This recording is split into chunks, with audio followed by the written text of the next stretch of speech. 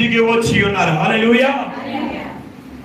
ఎప్పుడైతే ఈ మాటని మన హృదయపూర్వకంగా అంగీకరిస్తామో అప్పుడు నిజమైన మారు మనసు మన జీవితంలోకి వస్తుంది. హల్లెలూయా. మారు మనసు అనగా లోకమును విడిచి దేవుని ఆరాధించే జీవితం. అమ్మా నాకా చూడండి అమ్మా, లోకమును విడిచి దేవుని మహిమపరిచే జీవితం, దేవుని కొరకు సాక్షార్థమై బ్రతికే బ్రతుకు. దేవుని కొరకు సాక్షార్థమై అనగా నా దేవుడు ఏమై ఉన్నాడు, నా క్రియల ద్వారా, నా నడవడిక ద్వారా, నా హృదయం ద్వారా, నా ప్రవర్తన ద్వారా ఈ లోకములో దేవుని మహిమగా మనము బ్రతికే జీవితం అయి ఉన్నది. హల్లెలూయా. దేవదాసాయి గారు చాలా అద్భుతమైన గొప్ప దైవజనుడు, గొప్ప భారమ కలిగి దేవుని కొరకు బ్రతికి ఉన్నారు.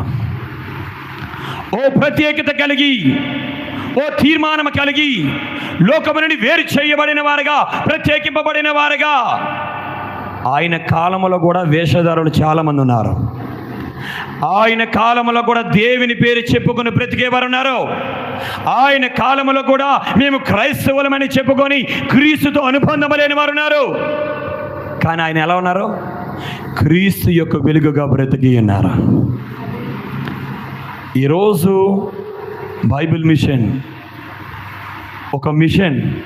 బైబిల్ దేవుని యొక్క వాక్కును ఎరిగిన వారమగా, దేవుని యొక్క వాక్కు చేత మనం సంధించబడిన వారమగా, దేవుని యొక్క వాక్కును సర్వలోకమునకు ప్రకటన చేయడమే దేవుడు మనకు అనుగ్రహించిన మిషన్ అయ్యున్నది. హల్లెలూయా. క్రీస్తు యొక్క సంఘానికి, క్రైస్తవ సంఘానికి బైబిల్ మిషనే కాదు, ఈ సార్వత్రిక సంఘానికి దేవుడు అనుగ్రహించిన ఒకే మిషన్. ఈ బైబిల్ను బాగా గ్రహించి దీని యందు నువ్వు అనుభవం కలిగిన వ్యక్తిగా, సంబంధం కలిగిన వ్యక్తిగా దేవునికి వాక్కును ఈ యొక్క సర్వ యుగాల్లో ఉన్న రాజాది రాజుని భూదిగంతముల వరకు ఎంతమంది ఆత్మీయులు ఉన్నారో అంతమంది దేవుని ఆత్మచేత నింపబడిన వారిగా బ్రతకాలంట. హల్లెలూయా. దేవుని యొక్క మహిమ చేత నింపబడిన వారిగా, ప్రభావము చేత నింపబడిన వారుగా, దేవుని ఆత్మ చేత రేపబడిన సంసోను ఏం చేశాడు?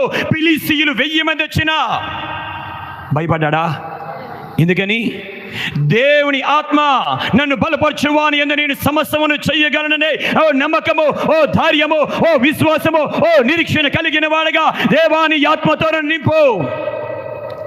మనమేమనుకుంటాం? కఠినమైన పరిస్థితులు, శ్రమలు, వ్యతిరేకత ఏదైనా వచ్చినప్పుడు నా దగ్గర ఎవరు లేరు, నన్ను చూసేవారు ఎవరు లేరు, నన్ను సహాయం చేసేవారు ఎవరు లేరు, నాపై కనుదృష్టి వేసి కనీసం అయ్యో నీ దీని స్థితిని బట్టి నేను సహాయం చేస్తాను అనే బంధువులు కూడా లేరే అని ఆలోచన చేస్తాం. ప్రతి ఒక్క ఆత్మీయులకు మాట చెప్తున్నా, ప్రతి ఆత్మీయులకి కూడా ఒంటరితనం అనేది వస్తుంది. ఎందుకంటే విశ్వాసానికి కలుగు పరీక్ష. మనల్ని బాగా ప్రేమించే తల్లిదండ్రులు కూడా దేవుడు దూరం చేస్తూ ఉంటాడు. మనల్ని బాగా ప్రేమించే మన సంఘపు వారిని, మన బంధువులని, మన స్నేహితులని దూరం చేస్తూ ఉంటాడు. ఎందుకని? నీ విశ్వాసము, నీ యొక్క విశ్వాస జీవితంలో ఏ బలమైన కలిగిన వ్యక్తిగా, ఏ సామర్థ్యం కలిగిన వ్యక్తిగా, ఏ ప్రత్యేకత కలిగిన వ్యక్తిగా దేవుని మీద ఆధారపడి ఎంతగా ధైర్యంతో నీవు జీవితం జీవిస్తున్నావో దేవుడిని పరీక్షించాలనే ఆ కఠినమైన పరిస్థితిలో యోసేపును నిలవబెట్టినట్లుగా నేను నిలవబెడతాడు. హల్లెలూయా. ఎలాగా? యోసేపును నిలవబెట్టినట్లుగా యోసేపు జీవితంలో ఒక భయంకరమైన అద్భుతమైన అవకాశం వచ్చింది. ఏమిటయ్యా అంటే, తాను ఏ ఇంటిలో ఏ అధికారి దగ్గర పనిచేస్తున్నాడో ఆ ఇంటిలో ఉన్న ఆ అధికారి భార్య యోసేపుని ఇష్టపడదట. యోసేపుకి తండ్రి కానీ, తల్లి కానీ, అన్నదమ్ములు కానీ ఎవరు లేరండి. అప్పటి వరకు చాలా కష్టాలు పడి చాలా కష్టాలు పడి ఆ స్థాయికి వచ్చాడు. కానీ యోసేపు ఏం చేసినాడు అయ్యా అంటే, ఆ అధికారి భార్య వచ్చి యోసేపుని అడిగితే, నేను దేవునికి విరోధముగా ఈ పాపము చేయను. హల్లెలూయా. ఎందుకని? ఆత్మీయులకు తెలుసు దేవుడి కనుదృష్టి ఆత్మీయుల మీద ఉన్నది. ఆత్మీయులకు తెలుసు నేను శ్రమలోనికైనా వెళ్తాను కానీ లోకములోనికి వెళ్ళను. ఈరోజు మనం ఎరిగిన వారముగా ఉన్నామా, ఎరగిన వారముగా ఉన్నామా? శ్రమలో నిలవబడడానికి ఇష్టపడుతున్నామా? శ్రమ వద్దు, మాకు లోకము కావాలనుకుంటున్నామా? దేవుని విడలారా, ఈ లోకమే పరీక్షా కాలము. ఈ పరీక్షా కాలంలో నువ్వు ఎలా బ్రతుకుతావో, నీ జీవితం ఏమయ్యిందో దాని వలనే నీకు కిరీటం ఇవ్వబడుతుంది. హల్లెలూయా. దీని వలన ఈ లోకములో, ఈ పరీక్షా కాలములో, శోధించబడుతున్న సమయములో నువ్వు సువర్ణముగా మార్పు చెందినప్పుడే, ఒక ఆత్మీయురాలుగా నిలవబడినప్పుడే, ఓ షద్రక్ మేషక్ అబేద్నెగో వలె ఓ ప్రత్యేకత కలిగి, సమర్పణ కలిగి, దేవుని కొరకి, దేవుని వాక్యము కొరకి, లోకము నుండి వేరు చేయబడిన అనుభవము కలిగి, దేవుని కొరకు నువ్వు జీవితం జీవించినప్పుడే దేవుడు నీకు కిరీటం ఇవ్వడానికి ఇష్టపడతాడు. హల్లెలూయా. దేవుడు నీకు సహాయం చేయడానికి, దేవునికి జీవితం హెచ్చించడానికి, దేవుడి నీకు జీవితంలో ఉన్నతమైన కార్యములు చేయడానికి ఆయన ఇష్టపడతారు. హల్లెలూయా. పట్టుకో. దావీదు జీవితంలో గొర్రెల నుంచి ఆయన వేరు చేసి డైరెక్ట్గా రాజు యొక్క కుర్చీ ఇచ్చాడు దేవుడు. చెప్పాలా? అటు ఇటు రెండు బుర్రలో పోతే ఒకటే ఊపండి. ఏం చేశాడు? అప్పటికి రాజుగా ఉన్న సౌలు వ్యతిరేకమయ్యాడు. దావీదు ఎవరు? దేవుని చేత అభిషేకించబడిన వ్యక్తి. దావీదు యొక్క అన్నదమ్ములు దావీదుకి వ్యతిరేకమయ్యారు. దావీదుని ప్రేమించేవారు కానీ, ఆదరించేవారు కానీ, ధైర్యం చెప్పేవారు కానీ, నువ్వు అభిషేక్తుడివి, సమూయేలు ద్వారా అభిషేకం పొందుకున్నావు, నువ్వు రాజు అవుతావు, నీ పక్షమే మేముంటావు, నువ్వేం భయపడకు అని చెప్పేవారు ఎవరు లేరు. హల్లెలూయా. ఆత్మీయులారా, ఈరోజు దేవుడు నీతో చెబుతున్న మాట అదే. నీకు ధైర్యం చెప్పేవారు ఎవరు ఉండరు, నిన్ను బలపరిచేవారు ఎవరు ఉండరు. కానీ నిన్ను ప్రేమించి నీ తల్లి గర్భంలో ఉన్నప్పుడే నిన్ను ప్రత్యేకించుకున్న దేవుడు చెబుతున్నాడు, నేను నీతో ఉన్నాను. హల్లెలూయా. నీ ప్రకారం 1000 మంది పడినా, నీ కుడి పక్కన 10,000 మంది కూలినా అపాయము నీ ఎద్దకు రాదు. హల్లెలూయా. సౌలు సైన్యమును వేల సైన్యం వేసుకొని దావీదు చుట్టూ తిరుగుతున్నాడు. కానీ ఒక్క దగ్గర కూడా సౌలు దావీదును కొట్టాడు అని రాయలేదు. కానీ దావీదు చుట్టూ తిరిగాడు. కానీ దావీదుని ఏం చేయలేకపోయాడు. ఎందుకని? దావీదుతో జీవము కలిగిన దేవుడు ఉన్నాడు. హల్లెలూయా. నీతో జీవము కలిగిన దేవుడు ఉన్నాడు. నిన్ను ప్రేమించినది ఆయన, నీకు రక్షణ ఇచ్చినది ఆయన, నీ కొరకు రక్తము కార్చినది ఆయన, నిన్ను లోకం నుండి వేరు చేసినది ఆయన. నీ పాపపు స్వభావము తెలిసి కూడా నిన్ను లోకం నుండి వేరు చేసి తన పరిశుద్ధమైన సన్నిధిలో నిలవబెట్టాడు. హల్లెలూయా. ఈ ఒక్కరు కూడా నేను పరిశుద్ధుడనండి, అందుకే దేవుడు నాకు రక్షణ ఇచ్చాడు అని చెప్పగలరా?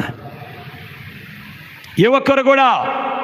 నీ ఆత్మీయ జీవితంలో నువ్వు ఎదగాలయ్యా అంటే నువ్వెంత ఘోర పాపవో నీకు తెలవాలా. ఆత్మీయ జీవితంలో ఆత్మీయ జీవితంలో నువ్వు వర్ధిల్లాలంటే నీ గత జీవితము, ఆ గత జీవితంలో నడవడిక, ఆ అవమానకరమైన ప్రవర్తన, ఆ అవమానకరమైన హృదయము, అదంతా కూడా నీకు జ్ఞాపకం ఉండాలా. ఇంత ఘోర పాపిని నా దేవుడు నన్ను ప్రేమించాడు, నేను ఇంకెంత మహిమగా బ్రతకాలి నా దేవుని కోసము, ఇంకెంతగా మహిమపరచాలి, ఇంకెంతగా గణపరచాలి, ఇంకెంతగా సాక్షిగా ఉండాలి, ఇంకెంతగా నా దేవుని ఆరాధించే వ్యక్తిగా నేను ఉండాలి. హల్లెలూయా. మీరు ఆదికాండం నుంచి చూడండి.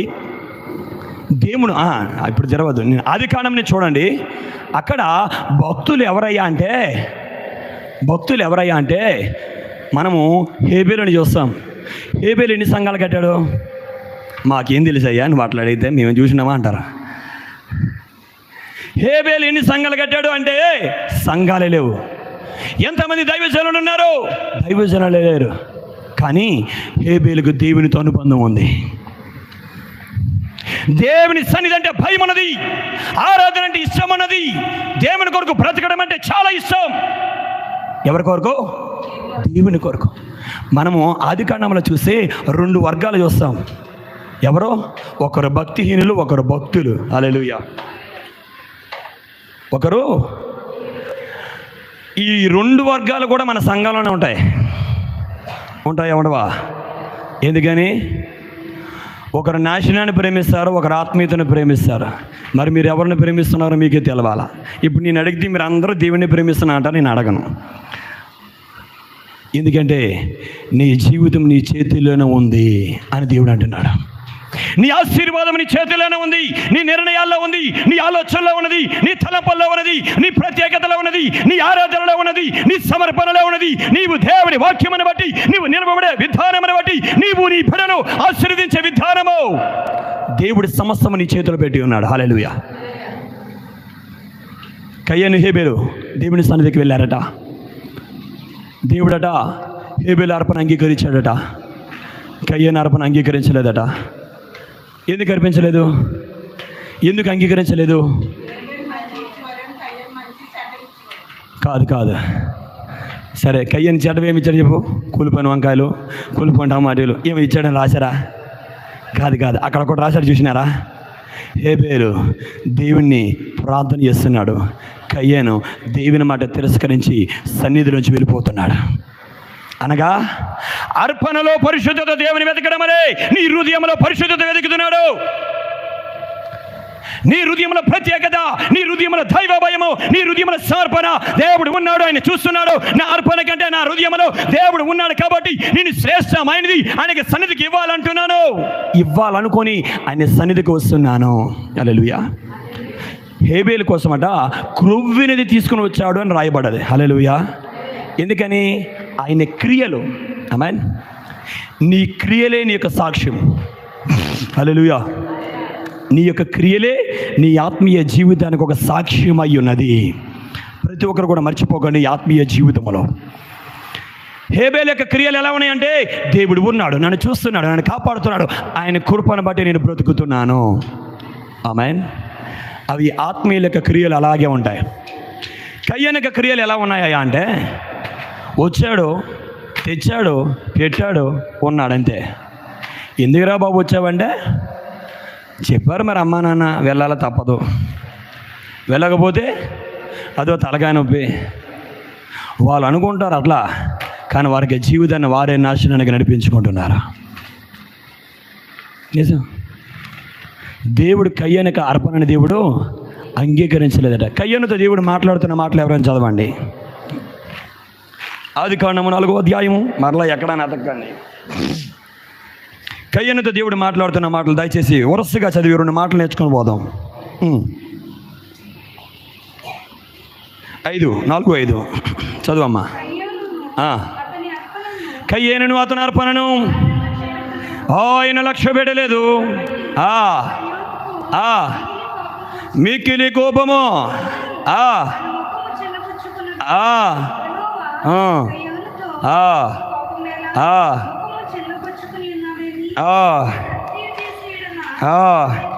హల్లెలూయా, హల్లెలూయా. చాలమ్మా, చాలు రైట్. ఏందట? నువ్వు సత్క్రియ చేస్తే నీ తలను పైకెత్తుకుంటావు కదా. సత్క్రియ అనగా వాక్యానుసారమైన జీవితం, వాక్యానుసారమైన నడవడిక. ఎందుకని నేనే మార్గము సత్యము జీవమనై ఉన్నాను, నా ద్వారాన తప్ప తండ్రి ఎదుగు ఎవ్వరును రాలేరు. హల్లెలూయా. దేవుడు చెబుతున్న మాట వాక్యానుసారమైన జీవితం, వాక్యానుసారమైన నడవడిక, వాక్యానుసారమైన క్రియలు నీలో లేని ఎడలా నువ్వు ఎలా ఉంటావు? నీకు కోపం వస్తుంది దైవజనుడు వాక్యము చెబితే. దైవజనుడు వాక్యము చెప్పినప్పుడు నీకు రావాల్సింది కోపము కాదు, పశ్చాత్తాపం.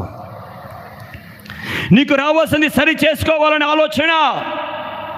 కయ్యనకు ఆలోచన ఎలా ఉందంటే, నేను కష్టపడ్డాను, నేను దున్నాను, నేను తీసుకొని వచ్చాను. ఇందులో దేవుడు చేసింది ఏముంది? చాలామందికి అదే దరిద్రమైన ఆలోచనలు ఉంటాయి.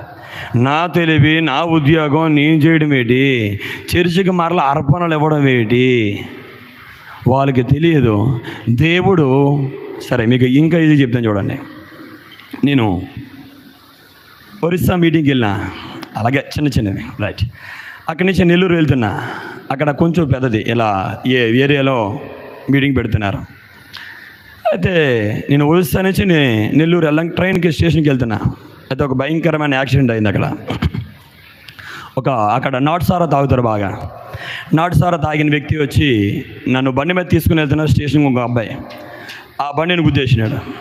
ఆ బండిని గుద్దగానే నేనేం చేసినా అంటే కోమలకు పోయినా. ఆ బండి పట్టుకొని ఒక పక్క స్కిడ్ అయిపోయినా, ఇగో ఇవి తలకు 10 గుడ్లు పడ్డాయి, ఇగో కాలు వేలు 2 ఇరిగిపోయినాయి. కాలు వేలు 2 ఇరిగిపోయినాయి. పాప మా మీదగా అయ్యా అన్న మోకలు అన్న అంది, కానీ వేయలేకపోయినా, ఎందుకంటే కాలు వాసిపోదు ఎక్కువసేపు కూర్చుంటే. అయితే నేను కోమాలకి 6 గంటలకు యాక్సిడెంట్ అయింది. నేను కోమాల నుంచి 9 గంటలకు బయటకు వచ్చిన.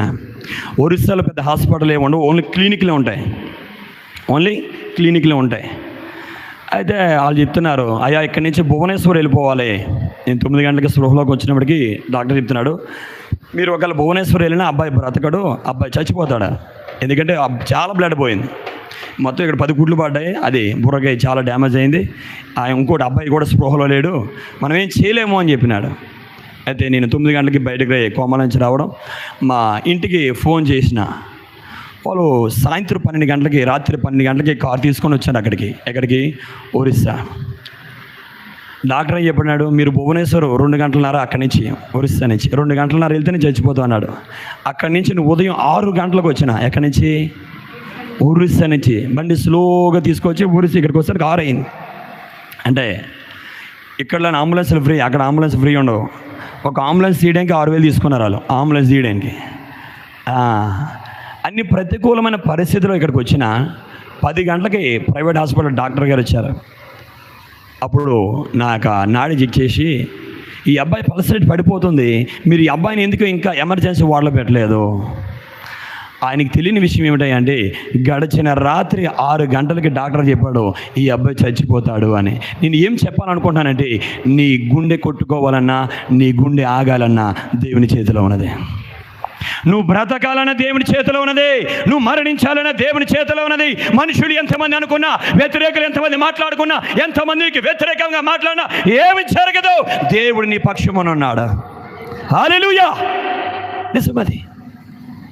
దేవుడు మన పక్షమునుండగా ఎంతమంది విరోధులు వచ్చినా పర్వాలే. ఇంకోటి చెప్పనా, దేవుడు నీతో ఉన్నప్పుడు విరోధులు ఎక్కువ మంది వస్తారు, శ్రమలు వస్తాయి. ఎందుకని, మనకి విజయాన్ని ఇవ్వడానికి దేవుడే శ్రమలను ఆహ్వానిస్తాడు. హల్లెలూయా. ఈ కయ్యన యొక్క జీవితం ఎలా ఉందయ్యా అంటే, దేవుని మీద ఆలోచన, తన మీద ఆలోచన, తన బలము, తన సామర్థ్యము. ఏమైందయ్యా అంటే, నేను నేను నేను అనుకునేవారు ఏమవుతారో చివరికి భక్తిహీనులుగా మిగిలిపోతారు. హల్లెలూయా. దేవుడు చాలా ప్రేమమయుడు. దేవుడు వచ్చే కయ్యనుతో మాట్లాడుతున్నారు, ఏమని, అయ్యా నువ్వు సత్క్రియ చేసిన ఎడల తల ఎత్తుకుంటావు కదా, నీలో సత్క్రియ లేదు కాబట్టి తల దించుకొని, హాయ్ కుజాల ఏంది, సత్క్రియ చేసిన ఎడల తలనెత్తుకుంటావు కదా, సత్క్రియ చేయకపోతేనే తల దించుకునే స్థితి. ఎందుకని, నువ్వు సత్క్రియ చేయకుండా, దేవుని మాట వినకుండా, దైవజన మాట వినకుండా, దైవజన మాటకు నువ్వు లోపడకుండా, నా ఇష్టము, నా జీవితము, నా డబ్బు, నా బ్రతుకు, నా వయసు, నా బలము, యావత్తు చాలా చెప్తారు. ఓడి అప్పన వాక్యానికి వ్యతిరేకమైన నిర్ణయం ఏదైనా నాశనము నీకే. కయ్యనుతో దేవుడు అంటున్నాడు, వాకిటి నీ కొరకు పాపము పొంచి ఉన్నది. హల్లెలూయా. విన్నాడా? వినలే. బయటికి వెళ్ళాడట, తన తమ్ముడితో మాట్లాడుతున్నాడు. ఏమని, పొలంలోకి వెళ్ళి ఇద్దరు మాట్లాడుతున్నారు. ఏమని, నేను ఇంత కష్టపడ్డాను చూడరా, రాత్రి అనక పగలనక. కయ్యనికి తెలియని విషయం ఏమిటంటే, ఒక విత్తనం భూమిలో పడినా అది చిగురించాలంటే దేవుని కృప ఉండాలా, దేవుని కనికరం ఉండాలి, దేవుని సహాయం ఉండాలి. ఈరోజు మనము కూడా తెలుసుకోవాల్సిన విషయం ఏమిటంటే, మన బలమని బట్టి, మన జ్ఞానమని బట్టి, నేను నాకు సామర్థ్యమని బట్టి బ్రతుకుతున్నాను కాదు, దేవుడు కృపనిచ్చి నీకు బ్రతుకునిస్తున్నాడు. ఎందుకయ్యా అంటే, నువ్వు దేవుని కొరకు సాక్షిగా బ్రతుకుతావని, దేవుని మహిమపరిచే వ్యక్తిగా బ్రతుకుతావని, దేవుని ఎరిగిన వ్యక్తిగా, ఆ అనుభవంతో దేవుని ఆరాధించే వ్యక్తిగా, దేవుని సన్నిధానంలో నమ్మకమైన వ్యక్తిగా బ్రతుకుతావని దేవుడు నీకు అవకాశం ఇస్తున్నాడు. హల్లెలూయా. దేవుడు వాకిట పాపం పొంచి ఉన్నది అని చెప్పినా విన్నాడా? వెళ్ళి సహోదరుడితో మాట్లాడుతున్నాడట. ఎందుకని, చాలామంది ఏమనుకుంటారంటే, సంఘంలో వేరే వారు బాగున్నారు అనుకో, వారికన్నా మేము బాగా ప్రార్థన చేస్తున్నాం కదా, వారికన్నా మేము బాగున్నాం కదా, దైవజనుల దగ్గర మా నమ్మకంగా ఉన్నాం కదా, దైవజనులకు బాగా సాయం చేస్తున్నాం కదా, అయినా మా జీవితాలు ఎలా ఉన్నాయేమటో. నువ్వు ఆలోచించవలసింది నీ పనులు, నీ ప్రేమ, ఈ వ్యవహారం కాదు, నీకు దేవునికి మధ్యనున్న అనుబంధం ఎలా ఉన్నది. ఎందుకంటే బయటికి ఈజీగా నటించవచ్చు, దేవుని దగ్గర నటించలేరు. దైవజనులు ఈజీగా మోసం చేసి బోల్తా కొట్టించవచ్చు, దేవుని మాత్రం బోల్తా కొట్టించలేవు. ఎందుకని? దైవజనులు కన్నీరుని బట్టి మా అమ్మో అరే ఎంత సమస్య అనుకుంటావు, కానీ ఆ సమస్య నీ జీవితంలోకి ఎందుకు కొని తెచ్చుకున్నావో నీకే తెలుసు. సమస్య నీ కుటుంబంలోకి ఎందుకు వచ్చిందో నీకే తెలుసు. అది భక్తిహీనత వలన నా జీవితంలోకి వచ్చినదని, ప్రార్థన లేకపోవడం వలన, ప్రార్థన అనే ప్రాకారం లేకపోవడం వలన ఈరోజు నా గృహము, నా కుటుంబం ఈ పరిస్థితిలో ఉన్నదని ఆ పరిస్థితులను వారికి అర్థమవుతుంది. వెళ్ళాడట, తమ్ముడిని కొట్టి చంపేసినాడట. ఎవరు? కయ్యను చంపేసినాడు. దేవుడు వచ్చి అడుగుతున్నారు, కయ్యను నీ తమ్ముడు ఎక్కడా? ఓ మాట చెప్పండి. దేవునికి తెలీదా? తెలుసా? మరి ఎందుకు అడుగుతున్నాడు? ఎందుకు అడుగుతున్నాడు? ఏమ్మా ఎందుకు అడుగుతున్నాడు? సిగ్గు తెచ్చుకొని కనీసం ఇకనైనా తప్పు అయిపోయిందని. అది గది హల్లెలూయా. దేవుడు ఈరోజు కయ్యను మన ముందుకు ఎందుకు పెడుతున్నాడంటే ఇకనైనా మన హృదయాలు మార్చుకుంటామని. That's good. వినబడిన వారు, అర్థమైన వారి దగ్గరగా హల్లెలూయా. మరణాత ఈజీగా అర్థమవుతుంది. మీకు అర్థమైంది కదా? కయ్యనుతో దేవుడు చాలాసార్లు మాట్లాడాడు. ఎందుకు కోపం అన్నాడు? వెళ్ళే. కోపంతో బయటికి వెళ్తే బయట పాపం ఉందన్నాడు, అయినా వెళ్ళే. సరే నీ తమ్ముడు ఎక్కడ అన్నాడు. ఎందుకని? అనేక సార్లు దేవుడు ఎందుకయ్యా సంధిస్తున్నాడు, అనేక సార్లు దైవజనుల ద్వారా దేవుడు ఎందుకు మాట్లాడతాడయ్యా అంటే నీవు నాశనం అయిపోవడం దేవుడికి ఇష్టం లేదు. నువ్వు దేవుని నుంచి దూరం అవ్వడానికి ఇష్టం లేదు. ఇలాంటి ప్రార్థనలు, ఇలాంటి కూడికలు, ఇలాంటి ఉపవాస ప్రార్థనలు దేవుడు ఎందుకు ఆడతాడంటే నువ్వు బలహీనముగా చల్లారిపోయిన స్థితిలో నిన్ను చూడడం ఆయనకి ఇష్టం లేదు. కయ్యను పుట్టినప్పుడట వాళ్ళ తల్లిదండ్రులు ఏమన్నారు? చదవండి మొదటి వచనం, 4 మొదటిది.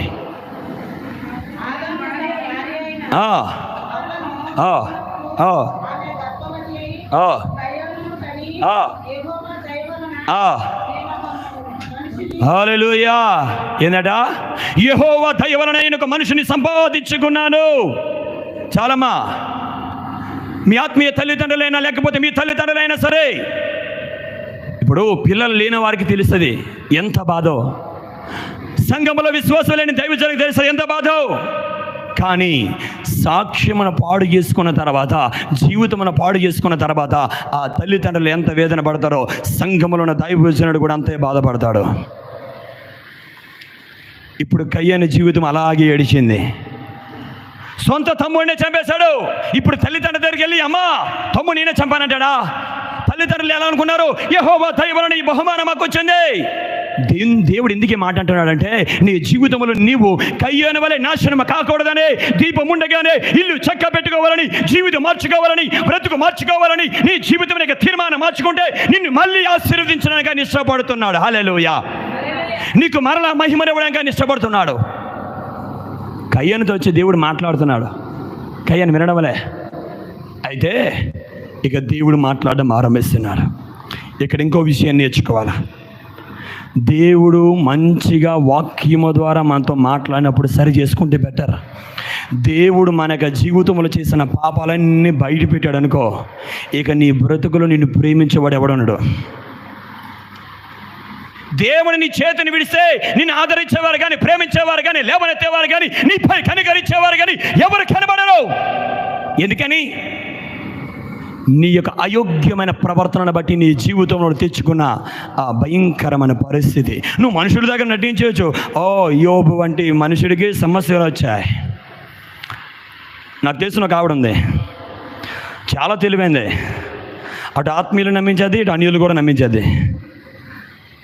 వాళ్ళ అమ్మాయి ఏమో ఒక అన్యుల అబ్బాయిని పెళ్లి చేసుకుంది.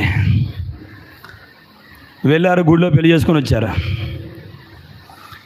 వాళ్ళ ఇంటికి వచ్చేసారు. ఇప్పుడు అందరికీ తెలిసినట్టుగా మరలా క్రైస్తవులు వివాహం చేసింది. ఇప్పుడు చెప్పండి, దైవ భయం ఉన్న క్రైస్తవులు అంటారా, దైవ భయం లేని క్రైస్తవులు అనాలా? ఎందుకు ఈ మాట అన్నానంటే మనుషుల కొరకు బ్రతికేవారు క్రైస్తవులు కాదు, దేవుని కొరకు బ్రతికేవారు, దేవుని మహిమ కొరకు బ్రతికేవారు, దేవుని ఆరాధించాలని బ్రతికేవారు మాత్రమే క్రీస్తు పిల్లలై ఉన్నారు. వారు ఎవరయ్యా అంటే క్రీస్తు మహిమను ధరించుకున్న వారై ఉన్నారు. హల్లెలూయా. ఈరోజు మనం ఎలా ఉండాలా? క్రీస్తు మహిమను ధరించుకున్న వారమగా ఉండాలా, అంతే తప్ప క్రీస్తు మహిమను విడిచి తిరుగుతున్న వారమగా ఉండకూడదు. హేబేలు బ్రతికినది కొద్ది రోజులే, కానీ యేసుక్రీస్తు ప్రభువారు నరావతారికి లోకానికి వచ్చినప్పుడు దేవుడు హేబేలుకు ఒక మంచి పేరు పెట్టాడు. చూడండి, మత్తయి సువార్త 23:35. 23:35.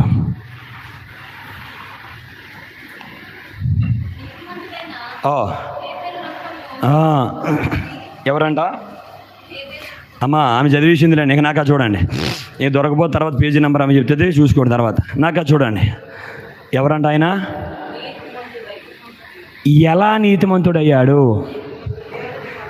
That's good. దేవుని సన్నిధానంలో ఆయన చేసిన ప్రవర్తన, ఆయన ఆరాధన, ఆయన నడవడిక, దేవుడు అంటున్నాడు, నీతిమంతుడని హేబేలు రక్తము మొదలుకొని. హేబేలు ఎప్పుడు చనిపోయాడు? యేసుక్రీస్తు ప్రభు వారు ఎప్పుడు పుట్టారు? దేవుని బిడ్డలారా, నేను ఎందుకంటున్నానంటే, మనుషులు నిన్ను గుర్తించకపోయినా, మనుషులు నిన్ను చూడకపోయినా, మనుషులు నీ ఆరాధన లేకపోతే నీ బాధ, నీ పరిస్థితి ఎవ్వరు నేను పట్టించుకోకపోయినా చూసే దేవుడు ఉన్నాడని ఈరోజు నీతోనే మాట్లాడుతున్నాడు. హేబేలుని జ్ఞాపకం చేసుకుంటున్నాడట. ఆ మాటలు చెబుతుంది ఎవరయ్యా అంటే మత్తయ్య గారు కాదు, యేసుక్రీస్తు ప్రభువారు. అయ్యా, మీరు ఆనాడు చంపిన నీతిమంతుడని హేబేలు రక్తం మొదలుకొని జకరియా వరకు ప్రతి దానికి కూడా మీకు ఒక రోజు ఉన్నది. హల్లెలూయా. ఎందుకని? నీతిమంతులని జ్ఞాపకము చేసుకునే దేవుడు, ఆత్మీయులని జ్ఞాపకము చేసుకునే దేవుడు, ఆరాధించే వారిని జ్ఞాపకము చేసుకునే దేవుడు, దేవునికి భయపడే వారిని జ్ఞాపకము చేసుకునే దేవుడు, దేవుని సన్నిధానంలో భయభక్తులు కలిగి జీవితం జీవించే వారిని జ్ఞాపకము చేసుకొని తరతరాల వరకు ఆశీర్వదించే దేవుడు మనం ఆరాధిస్తున్న దేవుడు. హల్లెలూయా. నిజం. దేవుడు మన యొక్క క్వాలిఫికేషన్ అడిగాడు అనుకోండి, అయ్యా నువ్వు ఎంత చదువుకున్నావు, అమ్మా నువ్వు ఎంత చదువుకున్నావు, దానిని బట్టి నీకు రక్షణ అన్నాడు అనుకోండి, చదువుకున్న ఒకలే తీసుకోవాలా? ఎందుకంటే రక్షణ చదువుకు సంబంధించింది కాదు. అమ్మా అయిపోయింది, వెళ్ళిపోతున్నప్పుడు మాట్లాడుకోండి, కూర్చొని. ఆత్మీయత చదువుకు సంబంధించింది కాదు, ఆత్మీయత దేవునికి నీకు సంబంధించినది. నిజం. కయ్యేనని బట్టి తల్లిదండ్రులు ఇలాంటి పనికి మాలిన వాడు మా ఇంట్లో ఎందుకు పుట్టాడు అనుకుంటున్నారు. ఆగండి. ఈరోజు నిన్ను బట్టి, నీకు ప్రవర్తనను బట్టి దేవుని మాటను సరి చేసుకుంటే పర్వాలే, కానీ ఆ భక్తిహీనమైన ప్రవర్తనను బట్టి నీ సంఘంలో ఉన్న నీ ఆత్మీయ తండ్రులైనా, నీ కుటుంబంలో ఉన్న వారైనా బాధపడే పరిస్థితి రాకుండా ఉండాలని దేవుడు ముందే హెచ్చరిక చేస్తున్నాడు. ఎందుకయ్యా అంటే పాపం అనేది మనం ఊహించేంత చిన్నది కాదు. ఒకసారి పాపానికి, లోకానికి మనకి జీవితంలో అవకాశం ఇస్తే అది మనకు జీవితాన్ని లేకుండా చేస్తుంది. నిజం. పేతురు గారు ఏమంటున్నారు? 1 పేతురు 5వ అధ్యాయం, 1 పేతురు 5:8.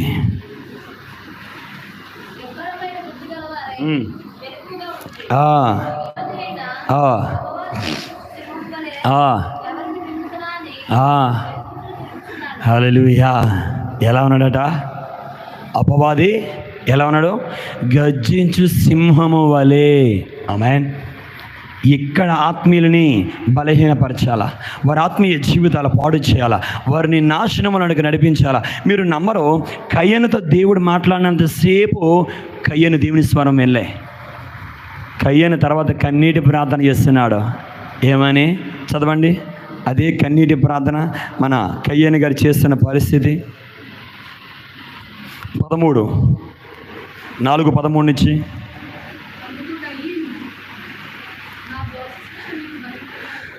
నా దోష శిక్ష నేను భరింపలేనంత గొప్పది.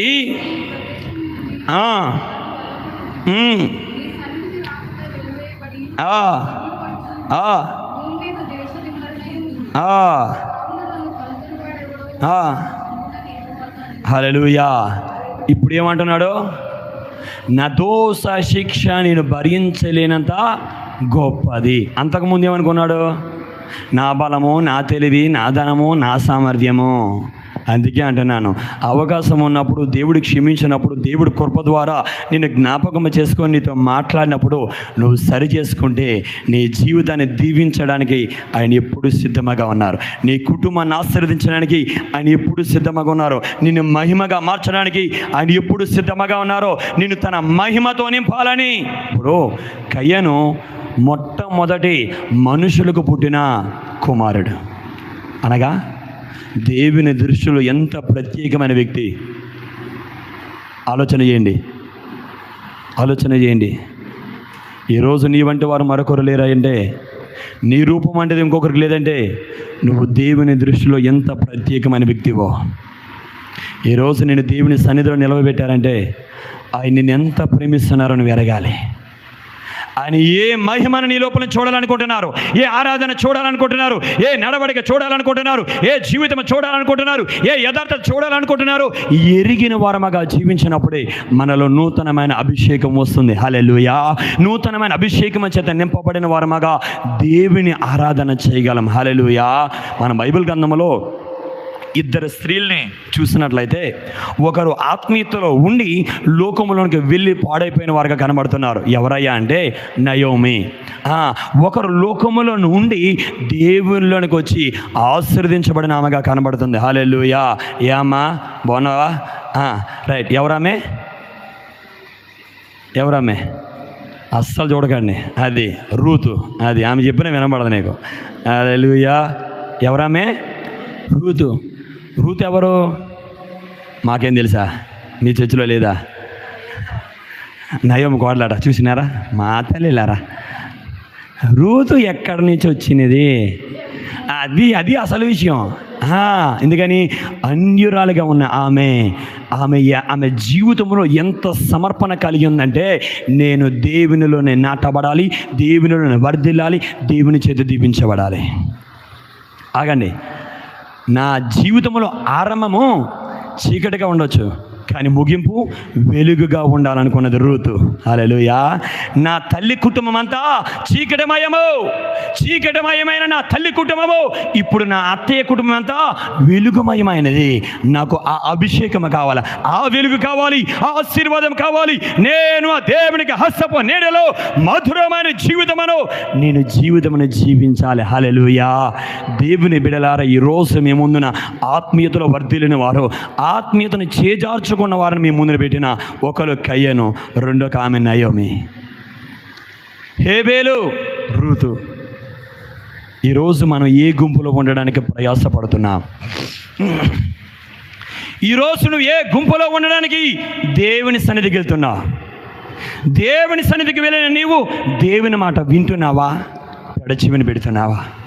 నాకు చెప్పొద్దు, నీ హృదయంలోనే. ఎందుకంటే కయ్యను పెడచెవిని పెట్టాడు. నువ్వు పెడచెవిని పెడితే నీ కొరకు వాకిట పాపం పొంచి ఉన్నది.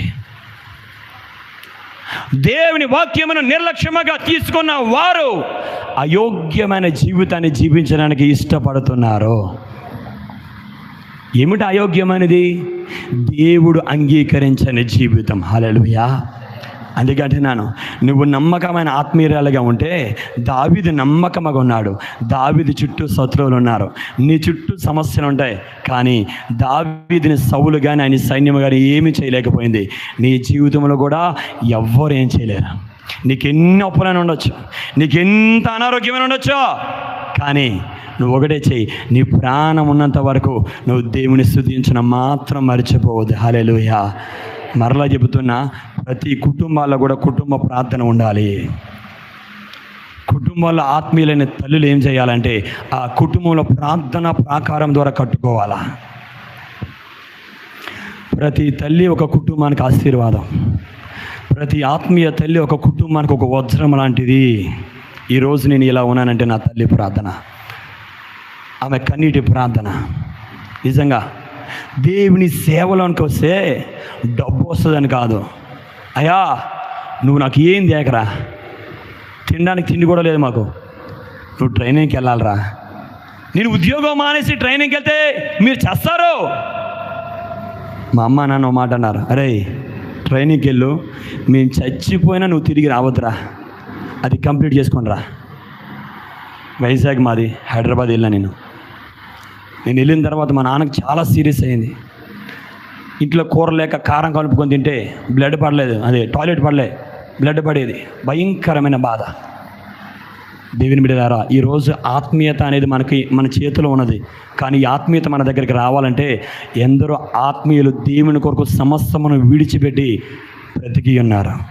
ఈరోజు మీరు ఎలా కట్టబడుతున్నారంటే మీ ఆత్మీయ తండ్రులు కూడా, ఆత్మీయ తల్లి కూడా వారికి సేవా సహనము, సేవా భారం వలన ఈరోజు మీరు దీవించబడుతున్నారు.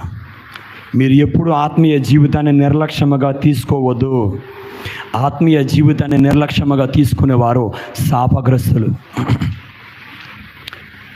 ఆత్మీయ తండ్రి, ఆత్మీయ తల్లి వారు దేవుడు మనకిచ్చిన బహుమానం. నిజం. కనీసం నాకు ఆర్డినేషన్ చేసినప్పుడు కనీసం ట్రైన్ మీదకి రావడానికి కూడా మా తల్లిదండ్రులకు డబ్బులు లేవు. నిజం చెప్తున్నా, నేనే గొప్పలు చెప్పడం లేదు, నిజం చెప్తున్నా, ఫ్యాక్ట్. ఎందుకంటే దేవుని సముఖంలో దేవుని పక్షముగా మాట్లాడే ప్రతి మాట దేవుడు ప్రతిదీ ఆలకిస్తున్నాడు. అంటే ఈరోజు ఏదో నీ కోట్లు సంపాదించాలని చెప్పట్లే, కానీ నా తల్లిదండ్రులు అన్నారు, నువ్వు డబ్బు లేకపోయినా పర్వాలే, నలుగురు ఆత్మీయులని బ్రతికించాలా, నలుగురికి దేవుని మాటలు చెప్పాలా. ఏమని? ఆస్తి పాస్తులు దేవునిలోనికి వస్తున్నాయని రాకండి, దేవుడు నీతిని, యథార్థతని, పరిశుద్ధతని ఇస్తున్నాడని ఆత్మీయతలోనికి రండి. ఆ పరిశుద్ధత కొరకే జీవితాన్ని జీవించాలని చెప్పాలా.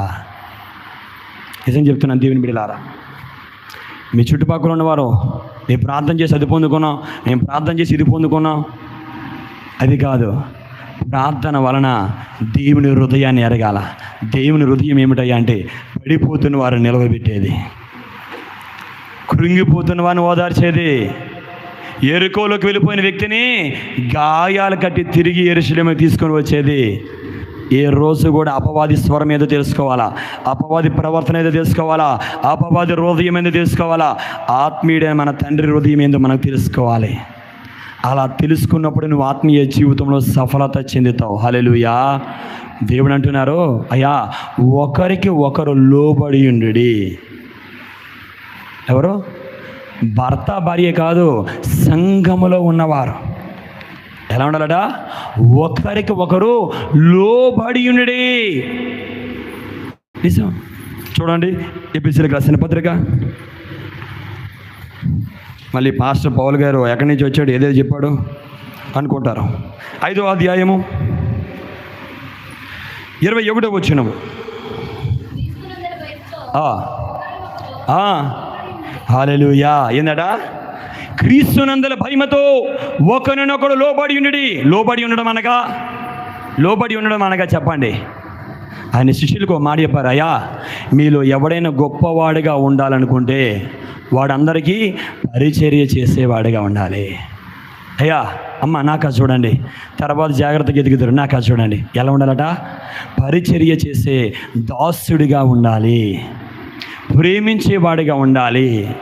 హెచ్చింపులో ఆత్మీయత ఉన్నదని దేవుడు చెప్పలే, తగ్గింపులోనే ఆత్మీయత ఉన్నది. ప్రేమించడంలోనే ఆత్మీయత ఉన్నది, సరి చేయడంలోనే, సరి చేసుకునడంలోనే, ఆదరించడంలోనే ఆత్మీయత ఉన్నది. హల్లెలూయా. ఆయన ఏమంటున్నాడు? లోబడి. భర్త భార్య అనుకుంటారు, సంఘములో ప్రతి ఒక్కరు కూడా క్రీస్తు యొక్క భయముతో అందరు కూడా లోబడవలసిన అవసరం కలిగిన వారమై ఉన్నాం. వాళ్ళకేంటి, నాకు 4 ఇల్లులు ఉన్నాయి, వాళ్ళకి ఒక ఇల్లే ఉంది. నీకు తెలియదేమో, ఈ రాత్రి నువ్వు చచ్చిపోతావు. ఈ రాత్రి నువ్వు చచ్చిపోతే నీ ఇళ్ళల్లా నీ పిల్లలు తీసుకుంటారు, నీ కోసం 2 రోజులు కూడా ఆడరు పొరపాటుని కూడా. ఒకప్పుడు మా అమ్మ మా నాన్న, ఇప్పుడు అంత సీన్ కూడా లేదు. అప్పుడు ఇజ్రాయేలులో ఏడవడానికి కూడా ఉండేవారట మనుషులు. రానున్న రోజుల్లో మనకు కూడా అట్లాంటి టెక్నాలజీ వస్తుందేమో. ఏడ్చేవారు కూడా కరువు అయిపోయారు. ఎందుకని? తల్లి తండ్రినే రోడ్ల మీద పడేస్తున్నారు. మరి ఇక తల్లి తండ్రిని రోడ్డు మీద పడేసిన వారు తల్లి తండ్రి కోసం ఎన్ని రోజులు ఏడుస్తారా? అస్సలు ఏడవరా. అందుకని దేవుడు అంటున్నాడు, నువ్వు మొదట ఆయన రాజ్యమును నీతిని వెతుకు. ఆయన రాజ్యమును నీతిని వెతికే హృదయం నీకుంటే దేవుడు నిన్ను జ్ఞాపకం చేసుకునేవాడు. దేవునికి చిత్తము కొరకు సమర్పణ కలిగిన వ్యక్తిగా శ్రమలో కష్టాలను ఎదుర్కొంటే దేవుడు నీకు కిరీటము దయచేవాడు. హల్లెలూయా. మీరు ప్రతి ఒక్కరు పెద్దలు చిన్న అందరూ ఉన్నారు. బైబిల్ గ్రంథంలో మీరు అందరూ కూడా ఉన్నారు. నమ్మిన వారందరూ బిగ్గరగా మరణాత చెప్పండి. పెద్దవారు ఆత్మీయులుగా ఉన్నారు, చిన్నవారు ఆత్మీయులుగా ఉన్నారు, పురుషులు ఆత్మీయులుగా ఉన్నారు, స్త్రీలు ఆత్మీయులుగా ఉన్నారు, యవనస్తులు ఆత్మీయులుగా ఉన్నారు. ఆత్మీయులు అనగా దేవుని రాజ్య నిర్మాణంలో దేవునికి సేవకులుగా వారు ఉన్నారు. సిరియా వాడైన నయమానికి ఎవరు చెప్పారు సువార్త? సిరియా వాడైన నయమాన్ మాకేం తెలుసు అనుకుంటున్నారా? మాకు చాలా దూరం అనుకుంటున్నారా? అవునా? చాలా దూరం అయినా బైబిల్లో చాలా దగ్గరకు వచ్చింది. హల్లెలూయా. ఎవరు చెప్పారమ్మా? చిన్నదా అంటే చిన్నదే కాదు, యవనస్తురాలు. దాని లెక్క ప్రకారం అట్లా రాసినారు అంతే. చిన్నపిల్లలు తీసుకోపోరు కదా ఇంట్లో పని చేయడానికి, వాళ్ళ ఇంట్లో పని చేస్తుందట యవనస్తురాలు. ఎందుకంటే మన దావీదు కోసం చదువుతున్న సంఘటనలో కూడా దావీదు వృద్ధాప్య మందు ఒక చిన్నదాన్ని వెతికి తీసుకొని వచ్చారు అని వ్రాయపడుతుంది. దాన్ని బట్టి మనం అర్థం చేసుకోవాలి. ఏమిటట? యవనస్తురాలే. శత్రువుల మధ్యలో కూడా దేవుని మహిమ కలిగి ఉన్నది. నేను ఒకటే అడుగుతున్నాను, ఈరోజు నీ గృహములో నువ్వేం మహిమ కలిగి ఉన్నావు? నీ ప్రాంతంలో ఏ మహిమ కలిగి ఉన్నావు? నీ సంఘంలో ఏ మహిమ కలిగి ఉన్నావు? ఈరోజు దేవుడు నిన్ను అడుగుతున్న మాట, నువ్వు కయ్యనులాగా జీవిస్తావా, హేబేలులాగా జీవిస్తావా? హేబేలులాగా జీవిస్తే నిరంతరము నేను జ్ఞాపకం చేసుకునే తండ్రి నీకు తోడుగా ఉన్నారు. ఆమేన్.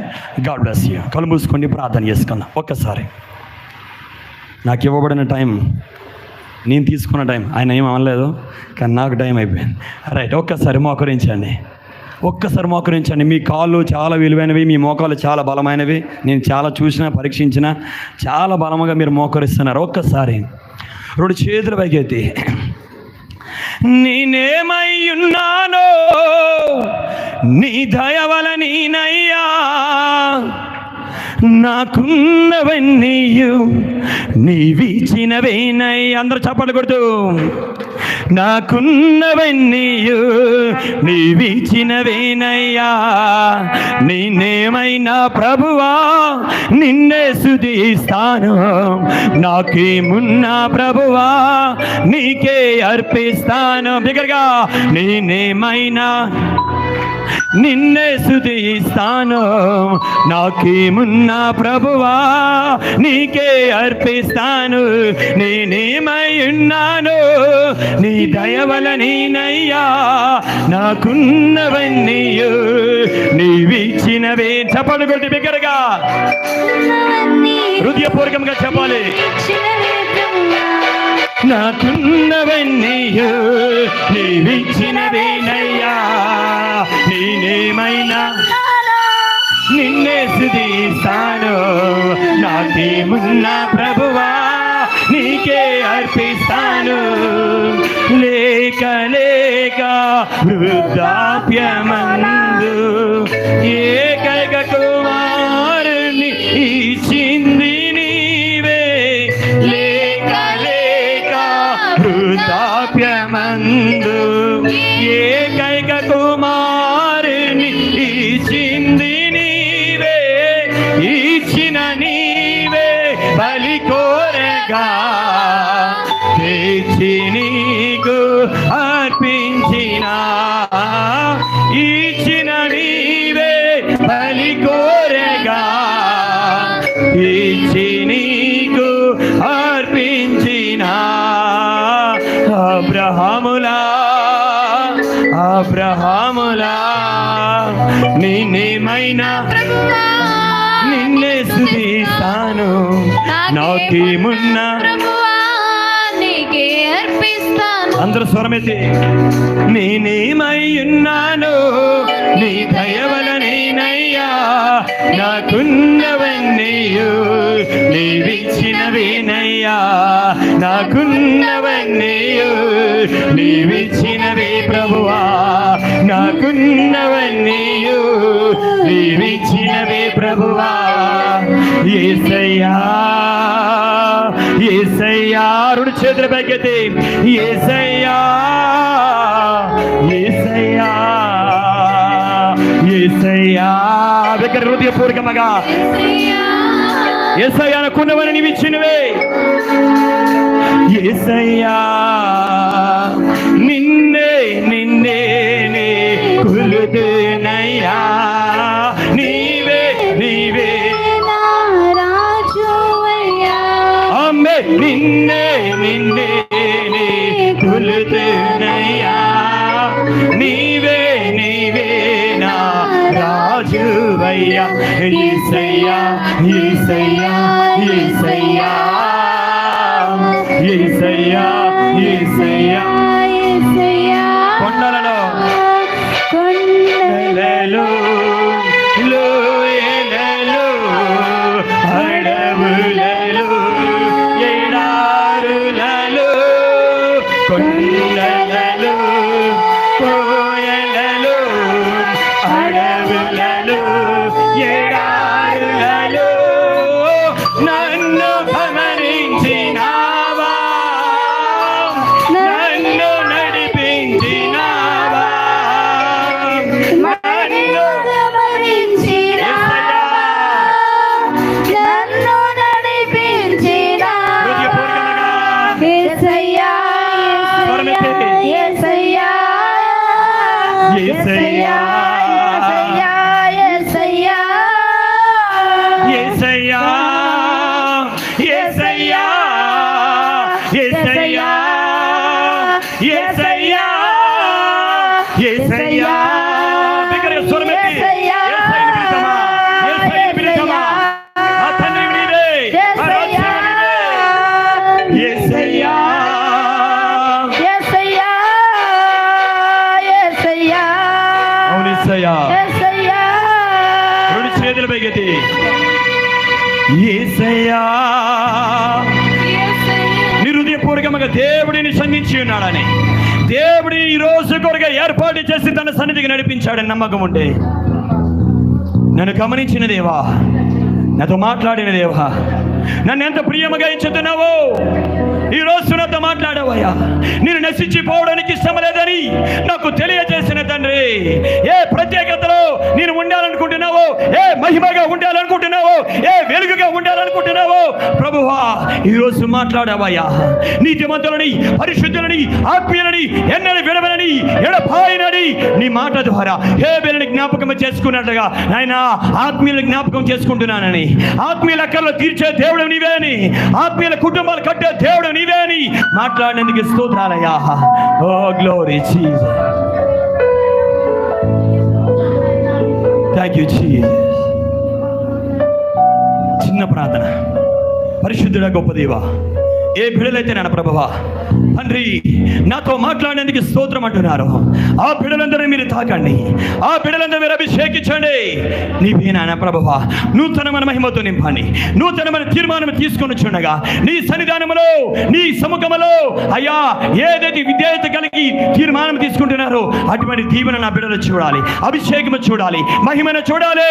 సంఘములో, ప్రాంతములో, కుటుంబాలలో నీ మహిమగా ఉండాలని ఆయన నీవే కృపను చూపండి, నీవే కృపను చూపండి. నీవే బిడ్డలందరినీ దీవించండి, నీవే ఆశీర్వదించండి.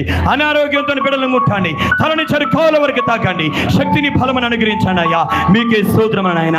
అయ్యా నన్తో నమ్మకముగా పరిచర్య చేస్తున్న దాసుల కుటుంబాన్ని నీ హస్తానికి అప్పగిస్తున్నా. నీ దైవజనులు నమ్మకముగా పరిచర్య చేస్తుండగా నీ ఆత్మతో అభిషేకించండి.